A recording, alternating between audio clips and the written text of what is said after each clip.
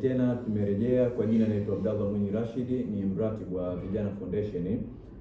Napenda kuwakaribisha tena zaidi na kuhamasisha katika tamasha letu ambalo litafanyika tarehe 12 mwezi wa 7 pale viwanja vya Mao Zedong saa 10 alasiri.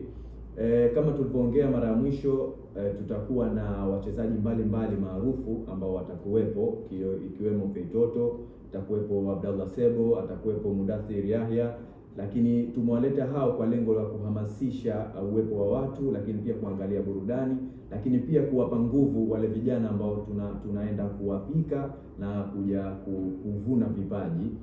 Lakini pia katika kuhakikisha tunaleta vipaji, atakuwepo Kenny Omar Makumbi, atakuwepo makinda yetu ambayo yanatuwakilisha Tanzania bara kama Casemiro na Ninju, na vipaji mbalimbali ambavyo tutakuja kuviona pale ili kutupa burudani, lakini pia kuwapa wao fursa ya kuonekana zaidi na zaidi, kwa sababu tunajua kwamba michezo sasa hivi ni ajira, na katika kuunga mkono serikali ya mapinduzi ya Zanzibar, Mheshimiwa Rais Daktari Hussein Ali Mwinyi ametujengea viwanja bora na viwanja vyenye hadhi. Hivyo sasa tunajenga matamasha kama haya sisi kama vijana, ili kuwapa fursa watu mbalimbali na vijana kuonekana pale na timu mbalimbali, lakini pia kuja kutuwakilisha sehemu mbalimbali kama Zanzibar.